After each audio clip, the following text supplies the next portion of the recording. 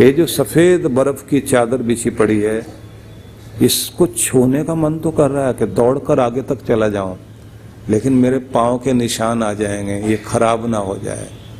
इतना अच्छा लगता है उस स्वच्छता को देखकर, उस शुभ्रता को देखकर, उस सौंदर्य को देखकर अद्भुत शांति अपने अंदर आ रही होती है।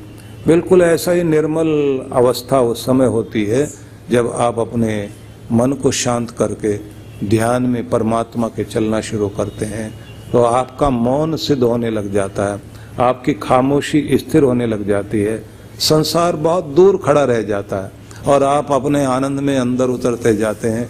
आपको लगता है कि बस समय यहाँ रुक जाना चाहिए, और फिर जैसे जैसे अंदर पहुँचते जाते हैं न जाने कितनी कितनी तरह की अनुभूतियाँ होती हैं। किसी किसी को इतनी तरह के संगीत के वाद्य सुनाई देने लग जाते हैं कि जैसे हजारों हजारों संगीत के साज एक साथ बज उठे हों और इतनी मधुर ध्वनियाँ हो रही हैं। उस समय गंधर्व लोक का दर्शन होता है। गंधर्व लोक में गान ही गान, संगीत ही संगीत, माधुर्य, दुनिया का वो सब माधुर्य एकदम इकट्ठा हो जाएगा। जैसे आप शांत होकर जब बैठते हैं, मन को एकाग्र करते हैं, तो आप अपनी प्यारी ध्वनियों को सुनना, सोचना शुरू करते हैं कि आपको कौन सी प्यारी ध्वनि लगी। पहली बार जब आपके बच्चे ने आपको माँ कहकर बोला था और आपको पुकारा, या आपको पिता कहकर, पापा कहकर, जो भी आपको संबोधन उसने दिया था, वो कितना मीठा लगा था। आप बचपन में अपने पिता या माँ को प्यार भरे, दुलार भरे शब्दों से जब उन्होंने पुकारा था, वो ध्वनियां आपके कानों में हैं अभी तक। और भी इसी तरह की वो प्यार भरी ध्वनियां जो आपको पसंद आती हैं, वो आपके मस्तिष्क में भरी पड़ी हैं। उन सारी ध्वनियों को जब आप जोड़ते हैं जिसमें अनंत प्रेम छिपा था, वो ध्वनियां जब आपको याद आने लग जाती हैं तो आपका मन करता है कि ऐसा ही प्यार मैं दुनिया में चाहता हूँ। वो माँ का, पिता का, वो भाई का, वो बहन का, वो मित्र का, पत्नी का, पति का, वो प्रेम भरा स्वर जिसमें माधुर्य था, वो रिश्तों का स्वर, आपको वो माधुर्य याद आ रहा होता है। वो गंधर्व लोक है। संगीत के वो शब्द, किसी सांझ आसमान में बादल गरज रहे हैं और वर्षा हो रही है, किसी बगीचे में आप बैठे हुए हैं, बगीचे में एक छोटी सी झोंपड़ी में आप हैं और वहीं पत्तों पर टप टप करके गिरता हुआ पानी, झिंगूर की आवाज, एकदम इतना सारा पानी बरस रहा है। वो जो आवाज होती है वो भी एक अद्भुत होती है। साएं साएं करते हुए हवाओं के जकोरे, और आप सीरन भी अनुभव हो रही है, और अचानक आप गाने का मन करता है, आपका कुछ गुनगुनाने लग जाते हैं। तब आप ये नहीं सोचते कोई रेडियो खोलकर मैं कुछ सुनूं, तब तो आपका ही रेडियो शुरू हो जाता है, आप ही गाने लग जाते हैं और आपको गा के जो आनंद मिलने लग जाता है। तो ये एक गंधर्व लोक की यात्रा हो जाती है आपको इस दुनिया में रहते रहते ही। जब आंखें बंद करके बैठे आप, कोई भजन, कोई जाप, कोई पाठ करते करते ध्यान टिक गया, और ध्यान टिकते ही फिर आप अपने अंदर उस अनुभूति को करने लग जाते हैं। जैसे संगीत चल रहा है, यहीं पर नारद की वीणा है, यहीं पर मीरा का एक तारा है, यहीं पर हाथ में खड़ताल लेकर बैठे हुए हैं सूरदास, तरह तरह के वाद्य लेकर। आपके सारे देवी देवताओं के हाथ में कोई न कोई वाद्य यंत्र है। शिव जी तो शांत बैठे हैं, फिर भी डमरू तो वो भी लेकर के खड़े हो जाते हैं और नृत्य करने लग जाते हैं, क्योंकि सारी राग रागनियां तो शिव जी ने दी हैं। और कृष्ण तो है ही ऐसा स्वरूप, बिना मुरली बजाए तो रहते ही नहीं है। माथे पर भी मोर मुकुट धारण किया है। मोर का तो कार्य ही ऐसा है, कोई दिन नहीं बीतता जब वो 2-4 बार नाचे नहीं। बिना नाचे उसका काम ही नहीं चलता, बिना झूमे, बिना मस्ती लिए उसका काम ही नहीं चलता। इसलिए जीवन का ये बहुत बड़ा तप है कि आपकी जिंदगी में मस्ती हो, आपके चेहरे पर प्रसन्नता हो, आप गाएं, गुनगुनाएं, झूमें, आप आनंदित हों। छोटी छोटी बातों में खुशी मनाई जा सकती है। लोग तो छोटी छोटी बातों में दुखी हो जाते हैं, लोग छोटी छोटी बातों में परेशान हो जाते हैं। छोटी छोटी बातों में अपने आंख में आंसू ले आते हैं। कुछ लोग छोटी छोटी बातों में भड़क जाते हैं। छोटी सी कोई बात हुई, एकदम इतना गुस्सा आपे से बाहर, ऐसा लगता है अत्यंत ज्वलनशील पदार्थ है। आग दिखाई दूर से, आग पकड़ ली। किसी ने हल्का सा ऐसी माचिस की तीली रहती है, हल्की से रगड़ खाई और जल उठे एकदम। तो ऐसे लोग हम बन गए हैं। लेकिन जिनके जीवन में ये कृपा आ जाती है तो वो तो छोटी छोटी खुशियों को भी इतनी बड़ी खुशी बना लेते हैं। खुश रहना, खुश रखना, खुशी में झूमना, गाना, आनंदित होना, ये यात्रा जब आपकी संसार में चलती है, यही यात्रा ध्यान में परमात्मा के भी चलती है। इतनी गुदगुदी अंदर होती, इतना आनंद आता है। किसी किसी व्यक्ति को मैं देखता हूं, कोई एक सज्जन पूरा परिवार आता था ध्यान में, शुरू की बात है। उनकी पत्नी तो बैठते ही आंख में आंसू आ जाएं, और पति और उनकी बेटी, उनका भी ध्यान, छोटे छोटे बच्चे भी ध्यान लगाएं। सब इतने जोर जोर से खिलखिलाएं, खिलखिलाते जाएं, हंसते जाएं, हंसते जाएं, हंसते जाएं।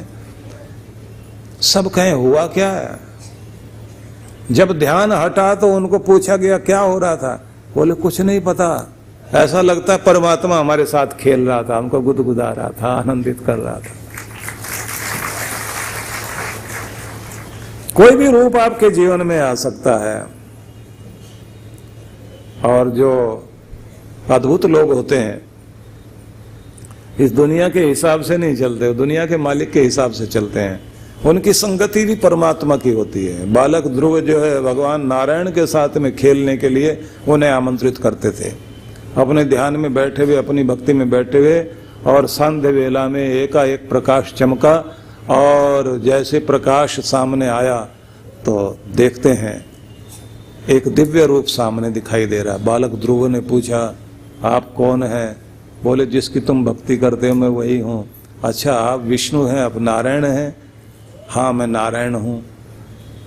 ध्रुव कहता है, मैं बालक हूँ, बालक को खेल खिलौने चाहिए, आनंद चाहिए, मस्ती चाहिए, मेरे साथ खेलोगे? अपने भगवान को खेलने के लिए बुला लिया, और वो बालक ध्रुव अपने नारायण के साथ आनंदित हो रहा है।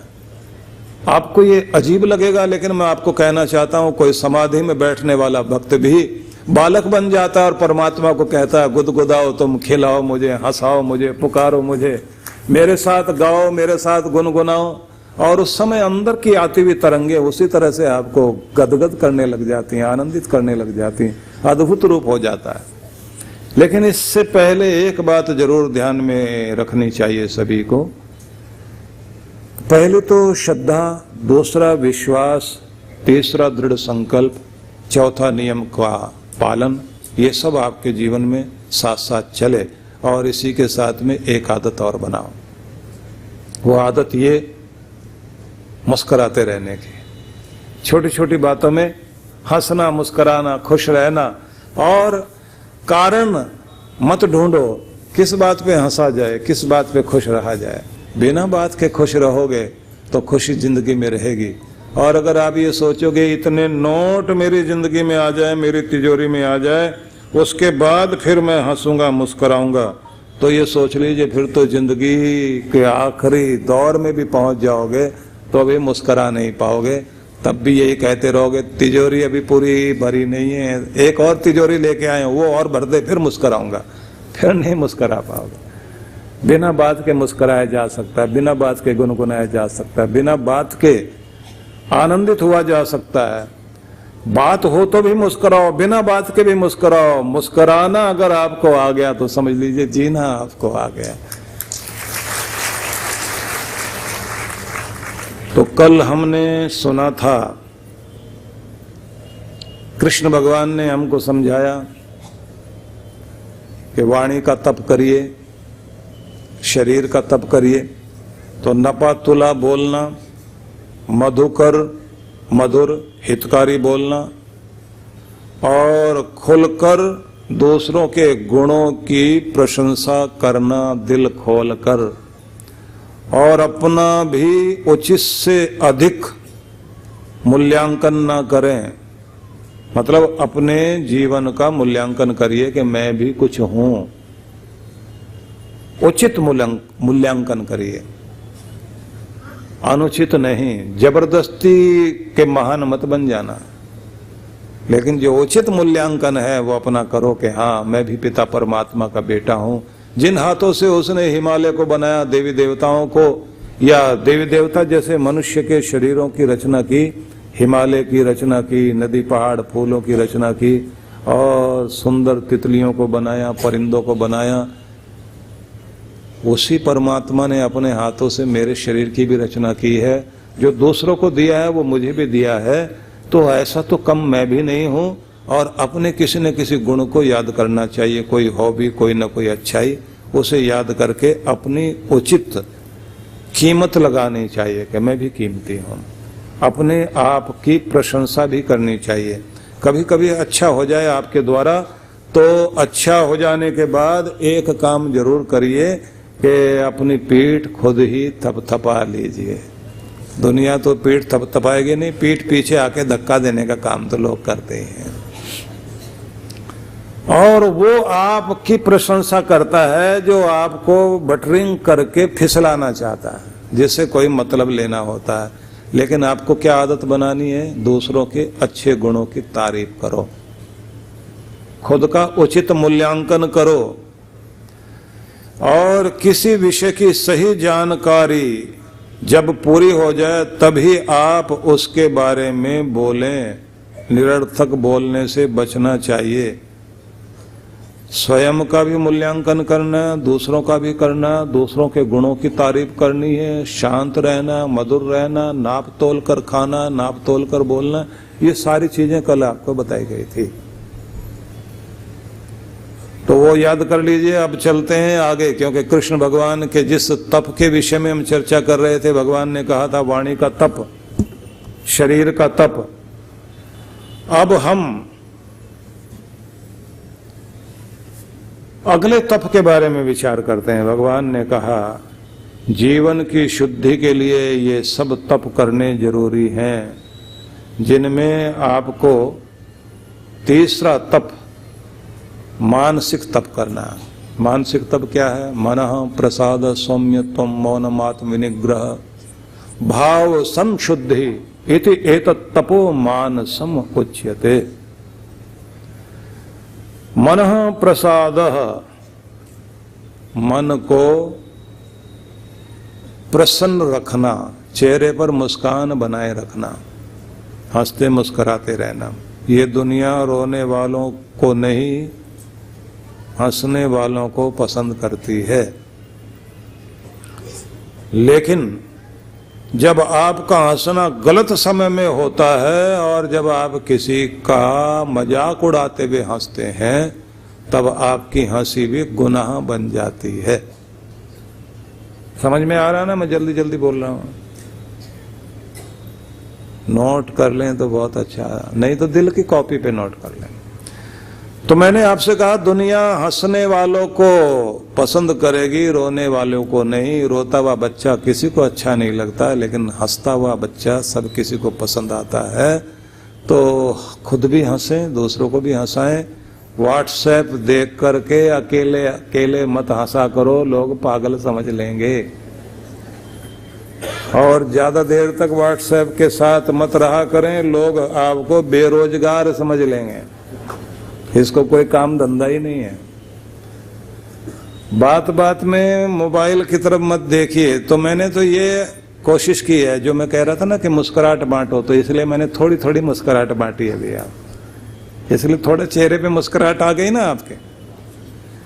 कोई एक बच्चा पेड़ पर चढ़ के आम का फल तोड़ रहा है, भागता हुआ माली आ गया, बाग का बागवान आ गया, उसने आके कहा शर्म नहीं आती, इतना बड़ा बच्चा हो गया उसके बाद भी चोरी करता है आकर के। तो उसने कहा आती थी पहले, आजकल नहीं आती। अब पक्का चोर हो गया तू तो, चोरी करते करते आदत पड़ गई, शर्म चली गई। जब शर्म चली गई तो तू चोर पक्का बन जाएगा, डाकू बन जाएगा। चल तेरे पिता के पास चलता हूं, घर में लेकर जाता हूं और उसी से पिटवाता हूं तुम्हें। बोले वो तो घर में मिलेंगे ही नहीं। फिर बोले दूसरे पेड़ पे वो भी तोड़ रहे हैं, दोनों मिलके तोड़ रहे हैं। कहां शिकायत करोगे?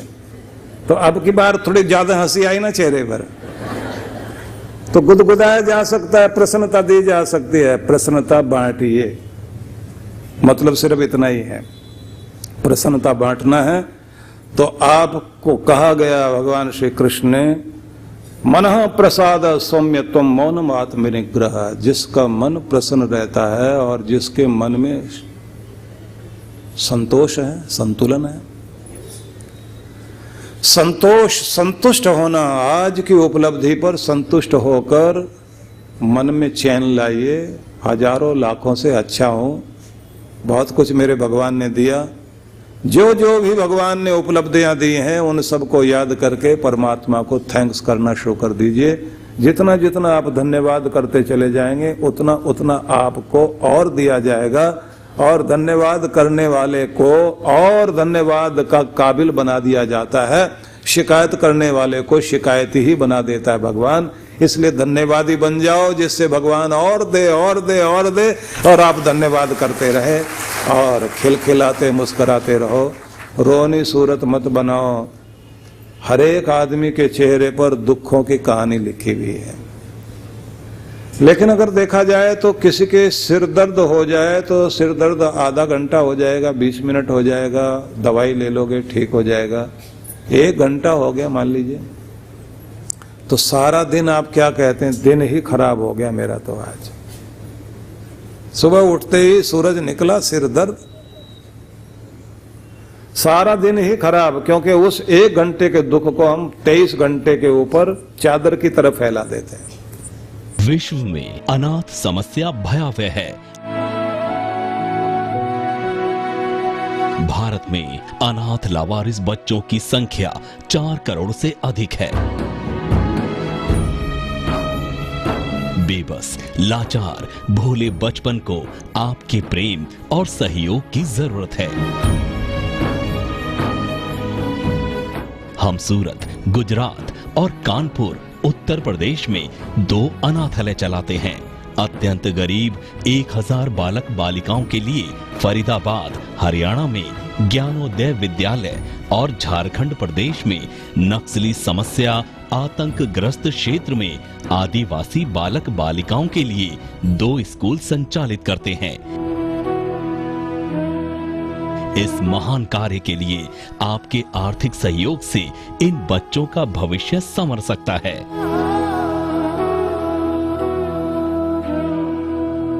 यदि आप विश्व जागृति मिशन की इन बाल विकास योजनाओं से जुड़ना चाहते हैं तो संपर्क करें। विश्व जागृति मिशन, आनंद धाम आश्रम, नांगलोई, नजफगढ़ रोड, बक्करवाला मार्ग, नई दिल्ली 110041, दूरभाष 0114710283456 और 28344767, टोल फ्री नंबर 1800118188। जीवन संचेतना लाखों पाठकों की बुद्धि को सच्चेतना से और हृदय को सद्भावना से परिपूर्ण करने वाली मासिक पत्रिका जीवन संचेतना।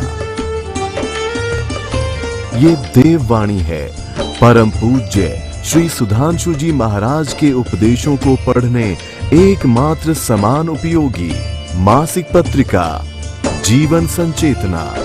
सदस्यता शुल्क भारत में,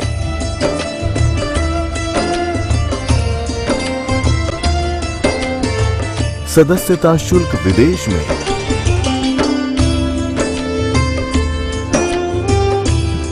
यदि आप जीवन संचेतना की सदस्यता प्राप्त करना चाहते हैं तो इस पते पर संपर्क करें।